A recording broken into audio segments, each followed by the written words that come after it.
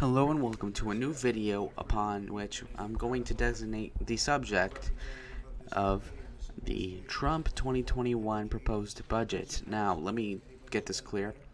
The proposed budget is something that is traditionally proposed by the White House and what the executive wants to be done, but it is submitted to the Congress for it to get approved. But, a lot of the times it doesn't come out the way the president would like it to, and it comes out altered or completely scrapped. Now, let me tell you something. Historically speaking, when it's an opposing guy in the White House as to what the party allegiance is in the majority of the Congress, it goes around and it starts ostensibly with the president making a bill that he wants, sends it to the Congress. The Congress criticizes it, cuts certain things, adds certain things. Then the president ostensibly needs to sign off on it. Now, let me tell you something. Look, when Donald Trump makes a budget, he could either, number one, appease the base, do cuts, do what Republicans want, and, be sure that the Democrats are going to have to compromise with him and that he will not get what he wants, but he will fight for the principles of the conservative movement. Or, number two, he could completely sell it to the Democrats, be fast, be efficient, trigger the base, but at the very least, get a budget through and quick. Or, he could teeter-totter in the middle of that, be moderate, and appease nobody, and not get this done fast.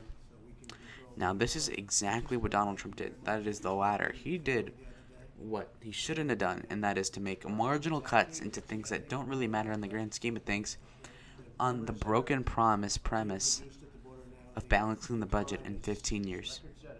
Now, how can he balance it in 15 years? Well, if he's going to cut like billions of dollars a year on the budget, that is already $1 trillion into the deficit, into the red, he is going to plan to balance that in 15 years. Now, under Obama, which supposedly by the Republicans was worse with the deficit than Donald Trump is in a large extent, he simply did not have that sort of vigor to... Look, Paul Ryan and Mitt Romney promised to balance the budget within 10 years? And at the time, people said, wow, that is very mediocre, very, very weak, He's barely doing anything. Now Trump's saying he wants 15 years. And on top of that, it's not going to happen. Why? Well, he wants 3% GDP growth for 15 years straight. No recessions included into this forecast. That means that instead of 15 years, let's say that he's going to balance the budget, in 20 years, 25? Okay. 3% a year, which is what Trump has been averaging in terms of GDP growth, is substantially higher than what it would be normally after he leaves, probably, which is going to be 2%. Why is this important? Well, it means that he won't balance the budget anytime soon, and definitely when he was not in office. Now, he had already promised to balance the budget and pay off part of the debt by the end of his 8 years in office in 2016. And he was lying through his teeth, or he just simply did not know what he was talking about, and he did a white lie on that. Now what? We are increasing the debt. The debt was at 19 trillion under Obama. Now it's at 23 trillion. Okay? Has Trump stopped this? No. Is this completely up to him? No. But time after time, it has seemed that Donald Trump does not have the dedication to go through the congressional caucuses and then implore them to vote for what he wants.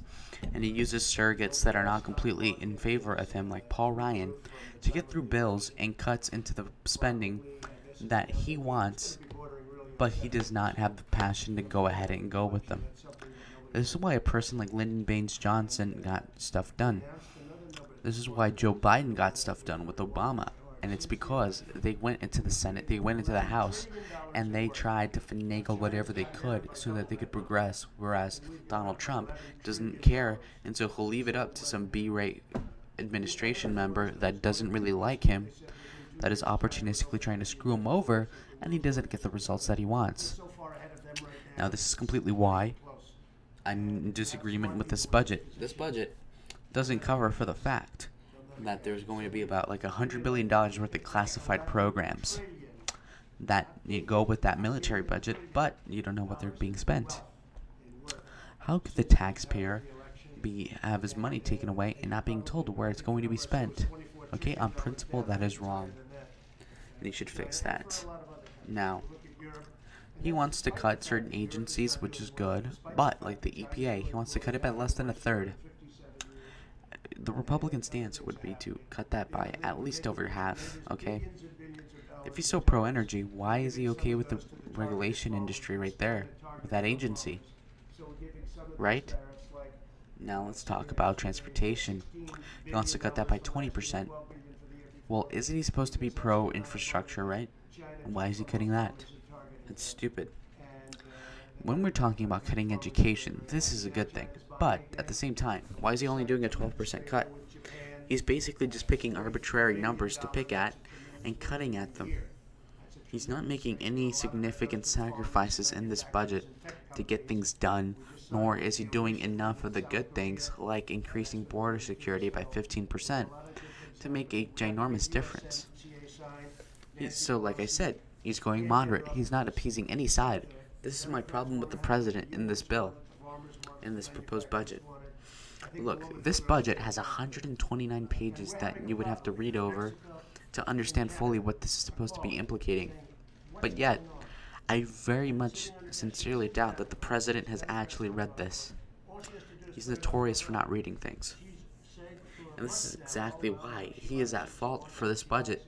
It's because he simply does not have the passion, nor does he have the attention to acutely assess the situation and say, we need to cut this, we need to drastically do this thing, we have to raise a tax on here, we have to cut a tax on there.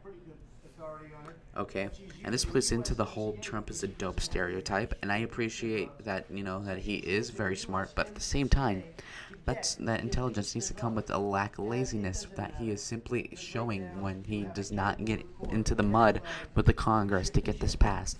And sure, it's democratic, but at the very least, let's cut some more spending, right? Let's push fiscal responsibility. Okay? For example, he should be willing to say that we're going to raise the taxable income cap on Social Security, or he should say that people making over $10 million shouldn't be getting Social Security benefits, and that part of the the budget would definitely get passed by the Democrats, and it would make Social Security solvent for more years. But he doesn't do this. Why? Because I guess he just doesn't think of these things. He simply does not have that energy to do it. But he's reasonable. He's gonna change things. And, well, sorry, but he's not in the budget. He's not clearly doing too much well. We're still going to have a bigger deficit next year with that budget than we had the last 2 years. Not including that tax cut, by the way. And that's all thanks somewhat to him, right? So we're having about $3.5 trillion of revenue and tax receipts, but about $4.5 trillion worth of a budget, right? Under a Republican president, okay, guys? $1 trillion deficit. That's about 5% of the economy in the red, in the red, in the red, in the red. This is going to screw us, and he is not doing anything significant to stop it. This would be a disaster if it were under Obama, and at least Obama ran deficits that were less than 2/3 the size of the Trump ones. Yet, he gets trashed all the time by the Republicans, by those Tea Party guys. And where are they criticizing Trump? I don't see them. That's why I made a video to point this out. And you know what? His cabinet should be calling him out too. Okay? Now, if you watch a cabinet meeting with Donald Trump, as you may be seeing now, that he is simply not getting that pushback that he deserves. And the m.a.g.a movement needs to call him out on his BS. Okay? If he poops, we should be able to tell him that we smell it too. That is fundamental to any successful president with the loyal base that is willing to tell him when he is wrong. I am a disillusioned Republican at this point with the budget specifically, but I support Donald Trump. Now, thank you for watching. Like and subscribe, and thank you for